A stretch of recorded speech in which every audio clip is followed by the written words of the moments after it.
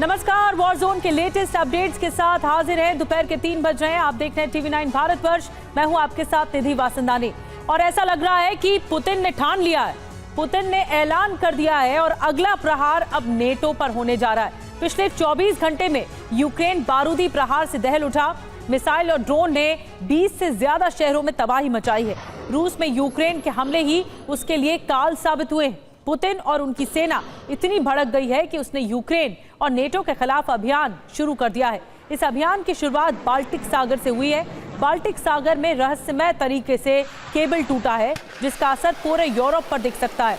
एक तरफ रूसी फौज यूक्रेन को हाइपरसोनिक, बैलिस्टिक और क्रूज मिसाइलों से जला रही है, तो दूसरी तरफ बदले का ऐसा दौर शुरू हो गया है कि नेटो देश चाहकर भी कुछ नहीं कर पा रहे हैं। बड़ी खबर से शुरुआत करते हैं। यूरोप के 2 देशों में ब्लैकआउट होने का खतरा बढ़ गया है। फिनलैंड, एस्टोनिया के बीच केबल टूटा है। साजिश के एंगल से जांच जारी है।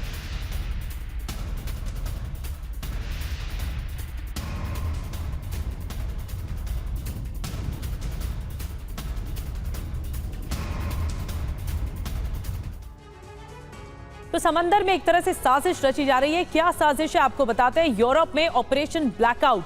अब ऑपरेशन ब्लैकआउट क्या है आपको बताते हैं। दरअसल बाल्टिक सागर में रहस्यमय तरीके से केबल टूटा। फिनलैंड से एस्टोनिया तक बिजली सप्लाई ठप हो गई। बिजली पहुंचाने वाले समुद्री कनेक्शन में खराबी आ गई। फिनलैंड एस्टोनिया साजिश के एंगल से जांच में जुटी हुई है। अभी तक कुछ भी खारिज नहीं किया गया है। घटना के वक्त 2 जहाज केबल के पास से गुजरे थे और उसके बाद जब केबल टूटा तो कई आशंकाएं इस वक्त हैं। रूस और नेटो का अप्रत्यक्ष युद्ध तो करीब 3 साल से जारी है, लेकिन सीधे टकराव का एपिसेंटर बन सकता है मोल्दोवा का nation with in, nation Transnistria.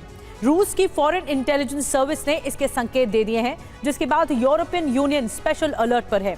EU की रिपोर्ट है कि रूस यूरोप में मिलिट्री ऑपरेशन शुरू करने की तैयारी कर रहा है।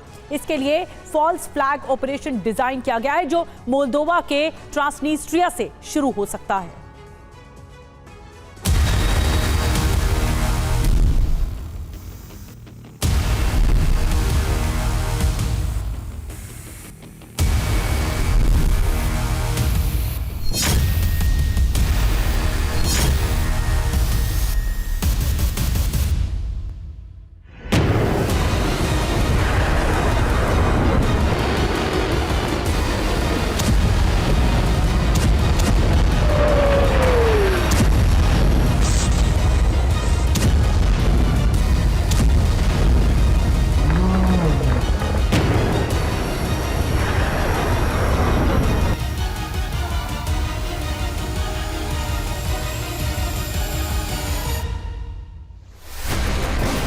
यूक्रेन पर रूस के आक्रमण का उद्देश्य सिर्फ यूक्रेनी जमीन पर रूस का झंडा फहराना नहीं है, बल्कि पुतिन की दृष्टि रूस के पुराने वैभव को दोबारा स्थापित करने पर है।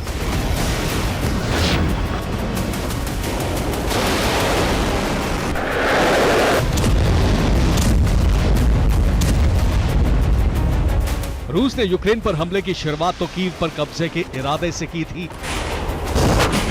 लेकिन पुतिन ने रणनीति बदली और सलामी स्लाइसिंग पर उतरा, यानी यूक्रेन को छोटे छोटे टुकड़ों में काटकर अपने साथ मिलाने की रणनीति।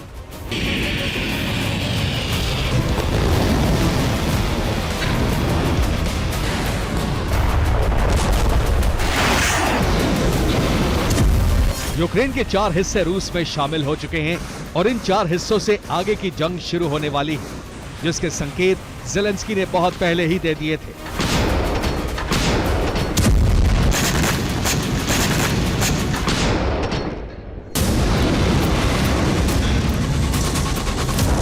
ज़ेलेंस्की ने जो कहा वो सच हो सकता है और पुतिन की इस नई जंग का केंद्र होगा यूक्रेन से सटा मोल्दोवा।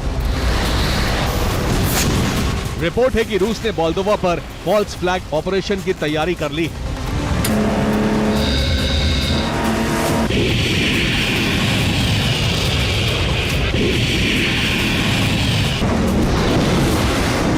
रूस की फॉरेन इंटेलिजेंस सर्विस SVR ने दावा किया है कि मोल्दोवा ट्रांसनिस्ट्रिया पर हमला करने की तैयारी में है। राष्ट्रपति माया सांदू ट्रांसनिस्ट्रिया में रूस समर्थक सरकार को हटाना चाहती हैं। इस बात की कोई गारंटी नहीं कि वो पश्चिमी देशों के समर्थन से युद्ध नहीं छेड़ेंगे।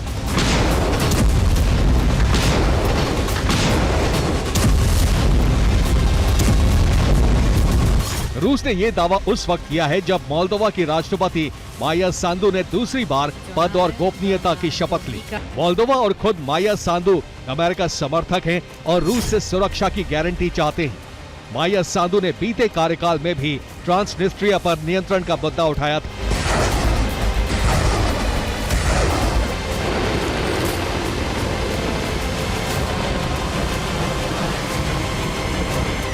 रूसी फॉरेन इंटेलिजेंस का दावा है कि पद संभालते ही मोल्दोवा की नई राष्ट्रपति जबरदस्ती स्वायत्त क्षेत्र ट्रांसनिस्ट्रिया पर कब्जा करने की तैयारी में है और रूसी सैन्य ठिकानों को वहां से समाप्त करना चाहती है।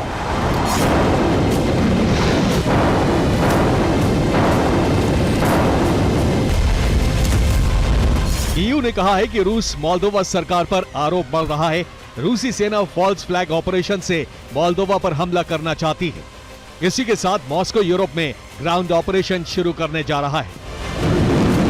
रूस के लिए ट्रांसनिस्ट्रिया बहुत अहम है। ट्रांसनिस्ट्रिया के साथ आने पर खार्किव से ब्लैक सी तक रूस का मजबूत कॉरिडोर बन जाएगा। जाहिर है मोल्दोवा में भी रूस का नियंत्रण बढ़ेगा।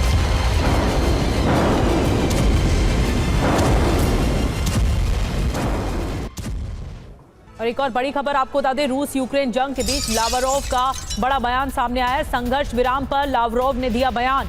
यूक्रेन में संघर्ष विराम फिलहाल नहीं, ये लावरोव का कहना है। विश्वसनीय समझौते के बिना संघर्ष विराम असंभव है। तो एक बड़ा ऐलान कर दिया लावरोव ने। रूस के विदेश मंत्री हैं लावरोव, उनकी तरफ से बड़ा दावा किया गया है। यूक्रेन में संघर्ष विराम फिलहाल नहीं।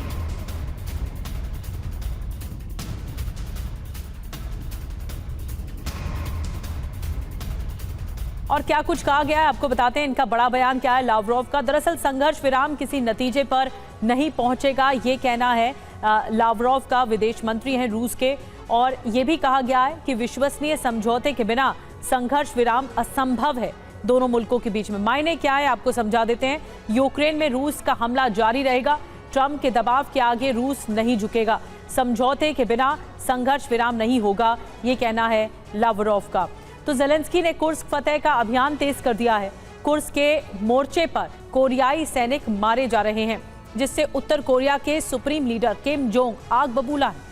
इधर यूक्रेन ने एक नई मिसाइल तैयार की है। दावा यह है कि ये मिसाइल मॉस्को तक को दहलाने की क्षमता रखती है। देखिए खास रिपोर्ट।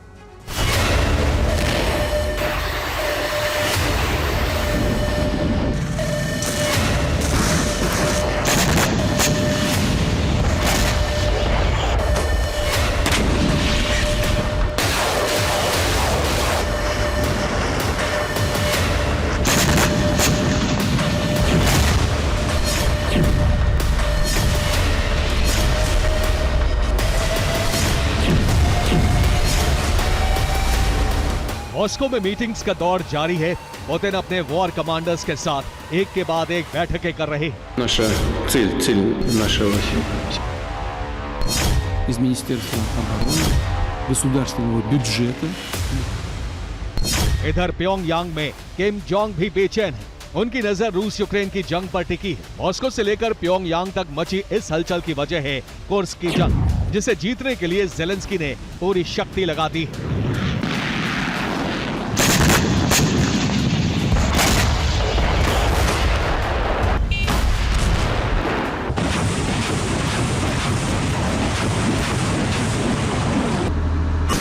कुर्स्क की जंग से इस वक्त दो बड़ी खबरें सामने आ रही हैं। नंबर 1, किम जोंग ने कुर्स्क में नए हथियार और सैनिक भेजे हैं।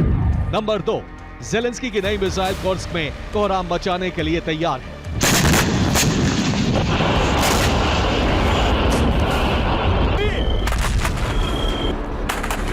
दरअसल यूक्रेन ने कुर्स्क फतेह के लिए एक नया हथियार तैयार किया है, जो दुनिया में न्यूक्लियर महाविनाश की वजह बन सकता है। कैसे, वो आपको बताएंगे, लेकिन उससे पहले आपको उत्तर कोरिया के सुप्रीम लीडर की बेचैनी की वजह जानना जरूरी है।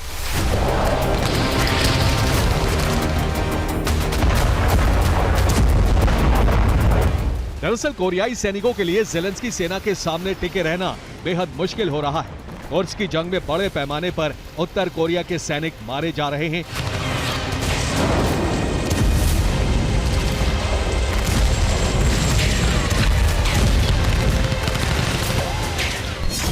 यूक्रेन का दावा है कि कुर्स्क में अब तक 3000 कोरियाई सैनिक मारे जा चुके हैं। वहीं दक्षिण कोरिया के रिपोर्ट्स में कहा गया है कि मारे गए कोरियाई सैनिकों की संख्या 1100 के आसपास है। बीते 2 हफ्ते में कई ऐसे वीडियो भी सामने आ चुके हैं जिसमें कई सैनिकों की लाशें नजर आ रही हैं। दावा है कि ये सभी सैनिक किम जोंग के थे। दक्षिण कोरिया के सांसद ली सुंग पोन ने अपने एक बयान में कहा है कि मारे गए सैनिकों में कमांडर रैंक के अधिकारी भी शामिल हैं। कोरियाई सैनिक रूसी युद्ध क्षेत्र और ड्रोन से अपरिचित हैं, यही उनके मारे जाने की एक बड़ी वजह है।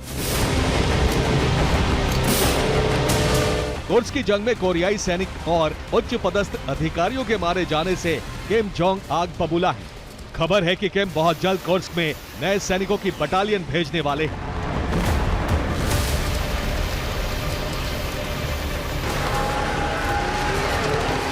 सिर्फ इतना ही नहीं, दावा यह भी है कि किम जोंग ने कोरियाई सैनिकों के लिए हथियारों की बड़ी खेप भेजी है ताकि कुर्स्क की जंग में वो कोरिया मेड हथियारों से लड़ सके।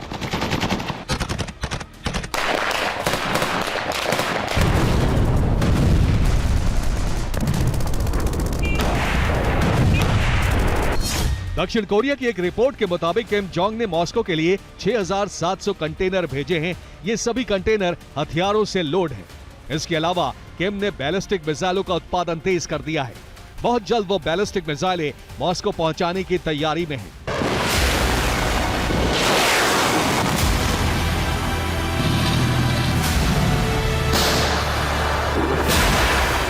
इधर जंग में नए कोरियाई सैनिक और हथियारों की एंट्री होने वाली है, तो दूसरी तरफ ज़ेलेंस्की भी कुर्स्क से लेकर मॉस्को तक तबाही मचाने के लिए तैयार है। यूक्रेन ने एक नई लॉन्ग रेंज मिसाइल तैयार की है जिसका नाम है ट्रैम्बिटा। दावा है कि यह मिसाइल मॉस्को तक तबाही मचाने में सक्षम है। वहीं इसे पूरी तरह से यूक्रेन में बनाया गया है।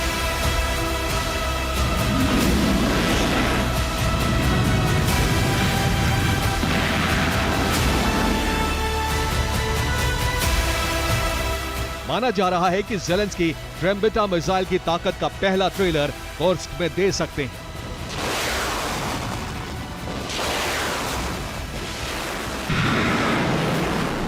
और एक और बड़ी खबर मिल रही है, क्रिसमस पर यूक्रेन पर बमबारी से भड़का है अमेरिका। रूस को जवाबी हमले की बाइडेन को चेतावनी, यूक्रेन को सैन्य मदद बढ़ाने का ऐलान किया गया है। एक और बड़ी खबर मिल रही है, रूस के भीषण हमले से केलॉग कीथ नाराज हैं। रूस के बड़े पैमाने पर हमले की निंदा की है। ट्रंप ने कीथ केलॉग को यूक्रेन के लिए शांति दूत बनाया है। तो ट्रंप के करीबी का गुस्सा फूटा है।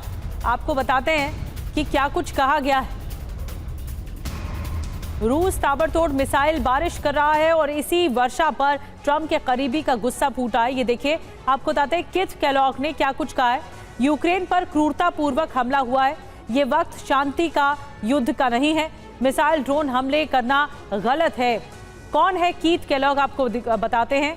डोनाल्ड ट्रंप के करीबी हैं कीथ। यूक्रेन के लिए ट्रंप के शांति दूत हैं कीथ। डोनाल्ड ट्रंप के नॉमिनेट किए गए हैं। संदेश क्या दिया गया है उनकी ओर से कि रूस के हमले का समर्थन नहीं करते। करीबी वाले आरोप जो हैं वो खारिज किया है उनकी तरफ से, और समझौते के लिए दबाव भी संभव है, ये भी उनकी तरफ से कहा गया है। अब आपको बताते हैं, अरब में एक नई जंग की आशंका इस वक्त बढ़ चुकी है। ये जंग दुनिया की 2 महाशक्तियों में छिड़ सकती है। ये दोनों महाशक्तियां कोई और नहीं बल्कि रूस और अमेरिका है। अरब में अमेरिका और रूस एक दूसरे के खिलाफ वर्चस्व की जंग लड़ रहे हैं। यही वर्चस्व की लड़ाई महायुद्ध की अब वजह बन सकती है।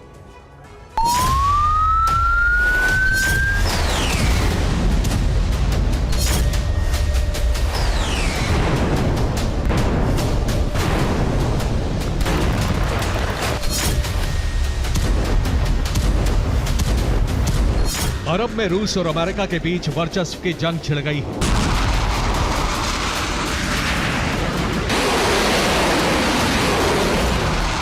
प्रभुत्व की ये लड़ाई किसी भी वक्त परमाणु युद्ध में बदल सकती है।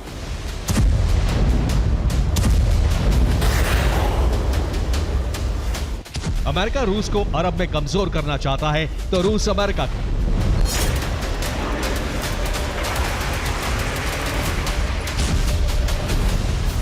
इसके लिए दोनों महाशक्तियां अरब में अपने अपने गुट बना रही हैं।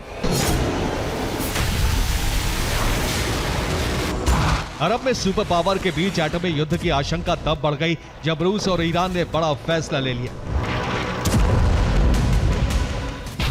अगले साल 20 जनवरी को रूस ईरान के बीच रणनीतिक समझौता होने जा रहा है, यानी उसी दिन जिस दिन ट्रंप की शपथ होगी। रूस और ईरान के बीच यह समझौता ट्रंप शासन शुरू होने से पहले हो जाएगा।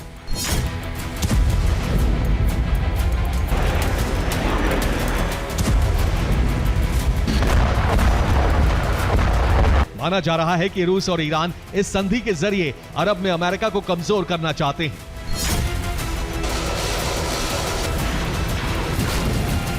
अब सवाल यही है कि क्या ये अरब में रूस और अमेरिका के बीच वर्चस्व के जंग की शुरुआत है? दुनिया के बड़े रक्षा विशेषज्ञ फिलहाल इसी तरफ इशारा कर रहे हैं। इसके पीछे एक नहीं बल्कि कई घटनाओं का हवाला दिया जा रहा है।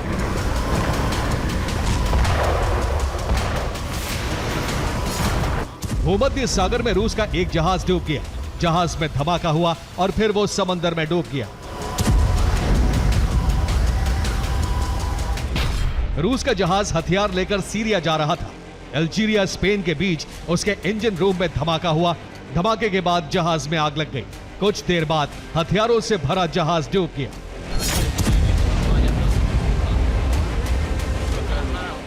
अब सवाल यही है कि क्या यह एक हादसा है या फिर षड्यंत्र? क्या इसके पीछे अमेरिका का हाथ है? क्या अरब से रूस को बाहर करने के लिए ऑपरेशन शुरू हो गया है? इसका सच सामने आना तो अभी बाकी है, लेकिन उससे भी बड़ा सच ये है कि अरब में अमेरिका और रूस दोनों अपने पैर फैला रहे हैं।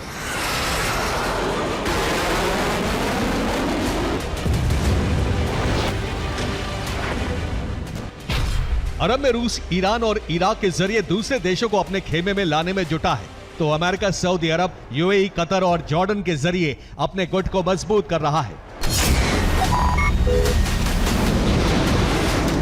सीरिया में रूस को जो झटका लगा है वो उसकी भरपाई करने में जुटा है, लेकिन अमेरिका सीरिया में झटका पाए रूस को और बड़े झटके देकर अरब से बाहर निकालने की नीति पर काम कर रहा है।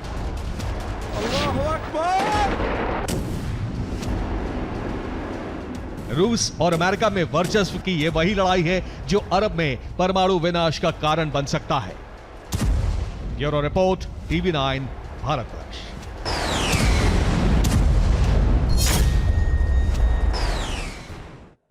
और एक और बड़ी खबर मिल रही है। रोस्तोव में रूस पर यूक्रेन का पलटवार। लॉन्ग रेंज मिसाइल से यूक्रेन का हमला।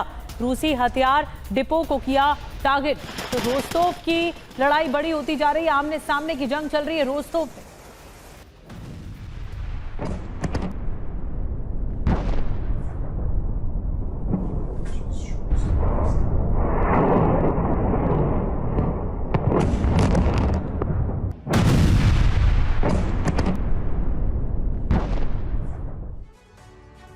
आपको बताते हैं कि यूक्रेन का जो ड्रोन वाला बदला है वो आखिर क्या है। रोस्तोव ओब्लास्ट में ड्रोन अटैक हुआ। रूसी गोला बारूद डिपो तबाह कर दिया गया।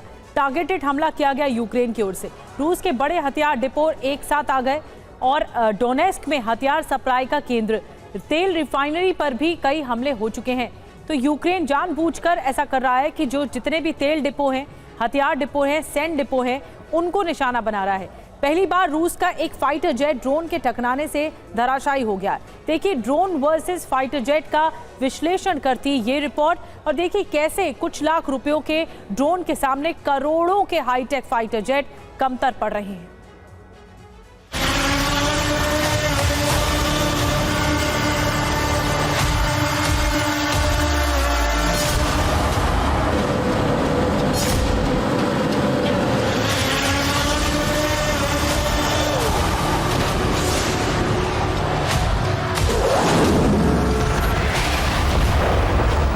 रूस का Su-25 multi role fighter jet एक रनवे से उड़ान भरने के बाद यूक्रेनी चौकियों पर हमले करने के लिए बढ़ा।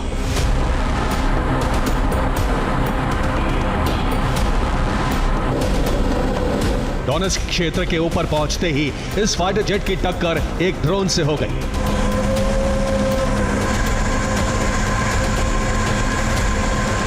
छोटे से एक ड्रोन की टक्कर के बाद फाइटर जेट आसमान से जमीन पर आ गिरा। ये रूस के उसी फाइटर जेट के मलबे की तस्वीरें हैं।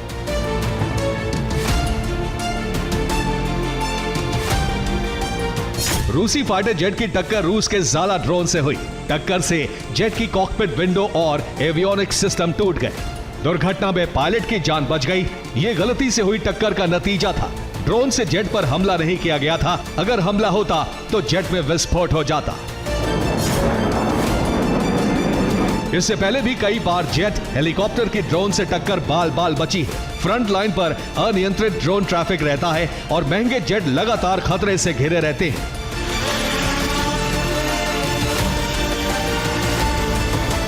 अब सवाल ये उठने लगा है कि किसी भी युद्ध में फ्रंट लाइन पर बमबारी के लिए क्या फाइटर जेट के बिना काम नहीं चल सकता, क्योंकि बमबारी के लिए ड्रोन सटीक काम कर रहे हैं।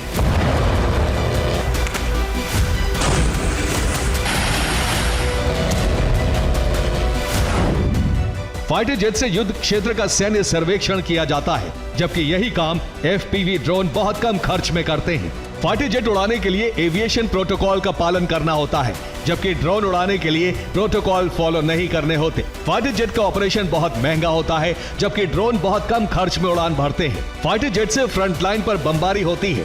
ड्रोन भी कम शक्ति वाले बम से हमले करते हैं। सबसे बड़ी चीज, एक फाइटर जेट की कीमत करोड़ों रुपए होती है, जबकि अच्छे अटैक ड्रोन 19 से 20 लाख रुपए में तैयार हो जाते हैं। फाइटर जेट से चलने वाली एक मिसाइल की कीमत ड्रोन के बराबर होती है, जबकि ड्रोन जेट की तरह उड़ता है और गिरने के बाद विस्फोट करके मिसाइल का काम भी करता है।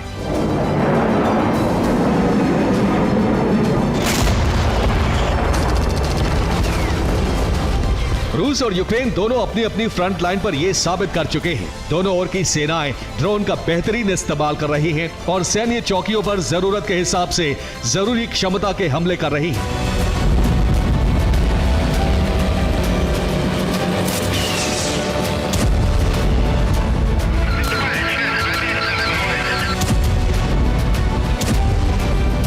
रूस ने बीते 3 साल में अपनी सैन्य रणनीति में बड़ा बदलाव करके फाइटर जेट का प्रोडक्शन कम किया है और ड्रोन प्रोडक्शन में पूरी ताकत झोंक दी है।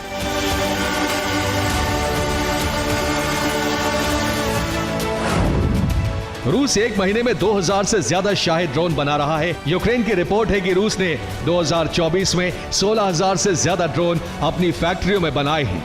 ये ड्रोन के मलबे से मिले सीरियल नंबर से पता लगा है। फरवरी 2024 में रूस के ड्रोन मलबे पर सीरियल नंबर I2600 लिखा मिला, जबकि दिसंबर 2024 में गिराए गए ड्रोन पर I11934E सीरियल नंबर लिखा था। ड्रोन वॉरफेयर ने युद्ध में खर्च घटाया है, सैनिकों की जान पर खतरा कम किया है। ऑपरेटर कई किलोमीटर दूर बैठकर फ्रंट लाइन पर हमले कर रहे हैं, जबकि फाइटर जेट को हमले के लिए एक निश्चित दूरी तक जाना होता है।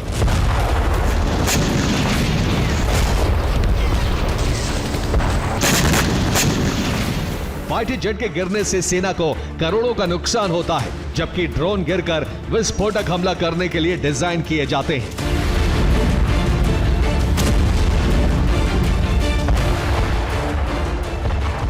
और रूसी Tu-95 बॉम्बर से भीषण बमबारी हुई। एक और बड़ी खबर मिल रही है, रात भर गर्जना करते रहे Tu-95 बॉम्बर। रूसी बॉम्बर से हाइपरसोनिक और बैलिस्टिक मिसाइलें दागी गई। तो Tu-95 बॉम्बर का इस्तेमाल किया गया। रात भर गर्जना करते रहे ये Tu-95 बॉम्बर। आप देख रहे हैं तस्वीरों में, जिसमें भीषण बमबारी की गई है, जिसके जरिए रूसी बॉम्बर से हाइपरसोनिक और बैलिस्टिक मिसाइलें दागी गई। एक और बड़ी खबर, पूर्वी यूक्रेन के लिए रूस की नई रणनीति सामने आई है। पूरे इलाके पर कब्जे के लिए जंग तेज हो गई है। जनवरी में पूर्वी यूक्रेन पर और हमले होंगे।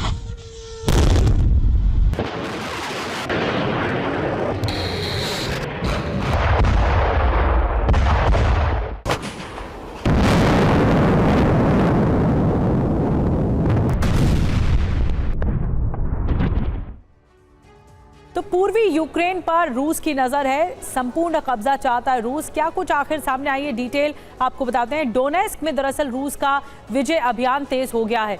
जी हां, अब निप्रो को जीतना चाहती है रूसी सेना। ऑपरेशन निप्रो के लिए 5000 सैनिक भेजे गए हैं। निप्रो नदी पार करने की तैयारी में रूसी फौज इस वक्त नजर आ रही है। नदी पार कर पूर्व से पश्चिम आने की कोशिश है। नदी पार करके निप्रो शहर पर कब्जे का प्लान है। निप्रो विजय के बाद खेरसोन कूच करेगा रूस। तो ये प्लान है रूस का, जो पूर्वी क्षेत्र पर संपूर्ण कब्जा करना चाहता है। अब बड़े युद्ध की तैयारी कर रहा है रूस। आपको बताते हैं कैसे नए Su-57 और Su-34 तैयार किए गए हैं और एक बैलिस्टिक मिसाइल तैयार की गई है। S-500 एडवांस डिफेंस सिस्टम तैयार किए गए हैं। तो प्लान ये है कि जो पूर्वी हिस्सा है यूक्रेन का, उस पर कब्जा करना और पूरी तरह से कब्जा करना। तो रूस में यूक्रेन के हमले ही उसके लिए काल साबित हो रहे हैं। यूक्रेनी सेना लगातार 3 दिनों से रूस को दहला रही है।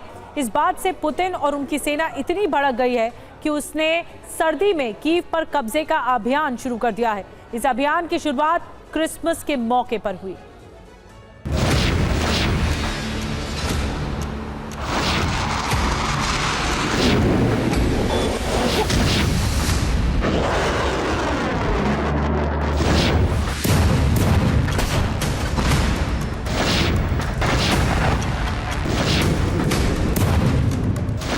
दिसंबर 2024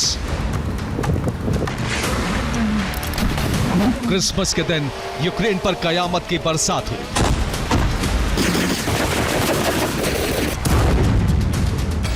दिसंबर 2024 जिस दिन यूक्रेन क्रिसमस का त्योहार मना रहा था, उसी वक्त उस पर बहुत बड़ा बारूदी वज्रपात हुआ।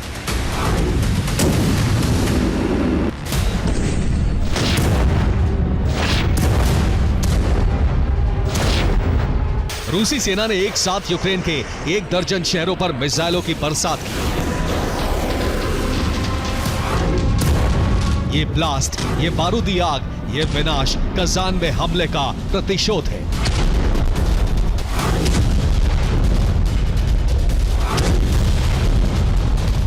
तबाही का ये मंजर रूस के कजान में हमले का परिणाम है।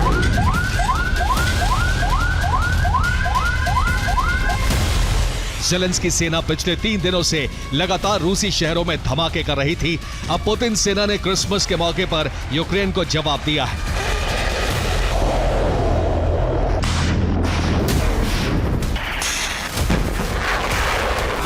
हाइपरसोनिक, बैलिस्टिक और क्रूज। रूसी सेना ने 3 तरह के मिसाइलों से धावा बोला। इसके बाद यूक्रेन के शहर विनाश की बड़ी आग में जलने लगे।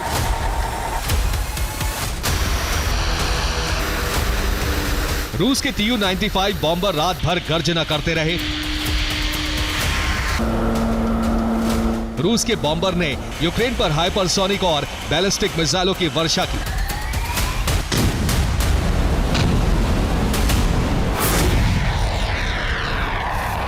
तो रूस की ब्लैक सी फ्लीट ने यूक्रेन पर कैलिबर क्रूज मिसाइलों से हमले किए।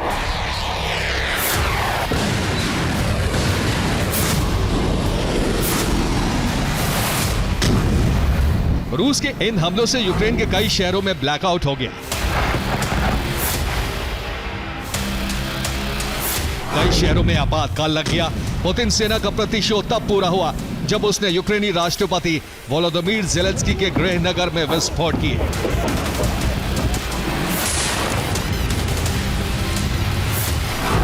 ज़ेलेंस्की के गृहनगर क्रीवी रीह में रूसी सेना ने बैलिस्टिक मिसाइलों से ब्लास्ट किया। हमले में एक इमारत तबाह हो गई, आधा दर्जन लोग मारे गए, कई लोग घायल हो गए। खार्किव में रूस ने रॉकेट और हाइपरसोनिक मिसाइलों से विस्फोट किया। हमले के बाद खार्किव में आपातकाल लग गया। नीप्रो शहर में भी एक के बाद एक कई धमाके हुए। 3 इमारतें बर्बाद हो गईं। तो क्रेमेंचुक में रूसी नौसेना ने कैलिबर क्रूज मिसाइलों से तबाही मचाई।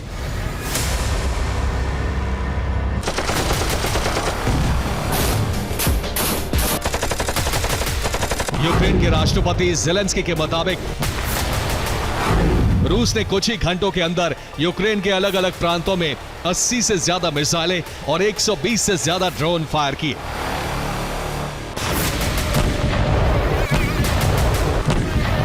इस हमले से न सिर्फ यूक्रेन विनाश की बड़ी आग में जलने लगा, बल्कि रूसी सेना का ऑपरेशन नीप्रो भी लॉन्च हो गया।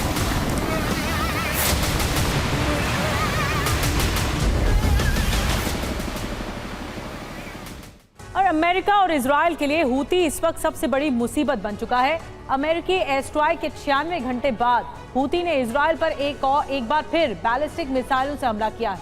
हूती ने न सिर्फ इजराइल को दहलाया बल्कि अमेरिका का F-18 फाइटर जेट भी हूती की मिसाइल से बाल बाल बच गया।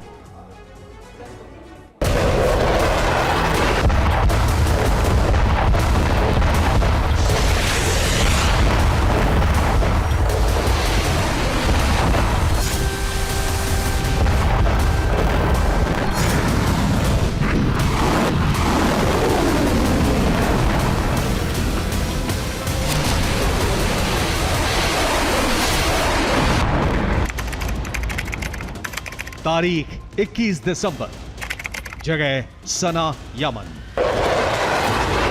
अमेरिकी नौसेना ने सना में एक के बाद एक बम बरसाए। इन धमाकों में हूती के मिसाइल प्लांट और कई हथियार डिपो तबाह कर दिए गए। अमेरिका और इजराइल को यकीन था कि इस हमले के बाद हूती हथियार उठाने की हिम्मत नहीं करेगा, लेकिन यह विश्वास गलत था। हूती ने इजराइल के खिलाफ एक बार फिर बैलिस्टिक मिसाइल से हमले शुरू कर दिए। 25 दिसंबर की सुबह 4 बजे हूती ने इजराइल पर 5 बैलिस्टिक मिसाइलें दागी। इन मिसाइलों का टारगेट दक्षिणी और मध्य इजराइल था। इजराइल का दावा है कि उसने सभी मिसाइलें नष्ट की। हालांकि हूती के दावों की माने तो उसकी एक मिसाइल लक्ष्य को भेदने में कामयाब रही।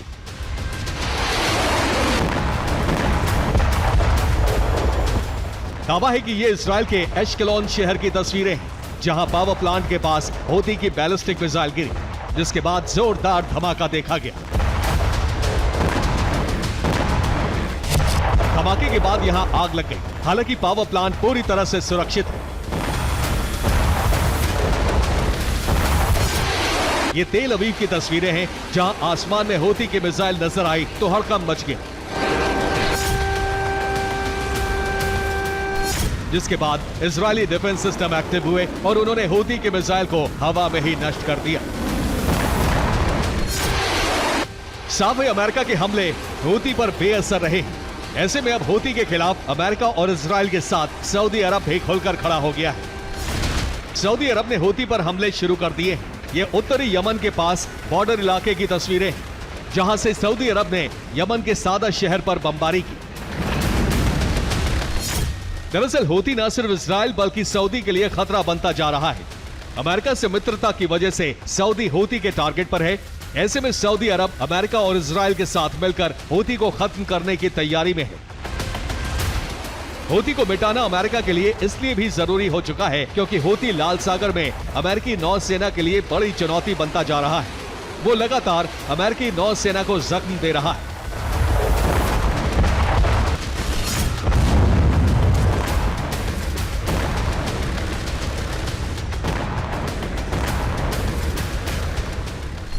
अमेरिकी मीडिया रिपोर्ट्स में दावा किया गया है कि यूएसएस गेटिसबर्ग ने एक बार फिर F-18 सुपर हॉर्नेट पर हमला किया। मिसाइल फाइटर जेट से महज 30 मीटर दूर से गुजरी। फाइटर जेट पर उस वक्त मिसाइल दागी गई जब वो यूएसएस ट्रूमैन पर उतरने की तैयारी कर रहा था। अमेरिकी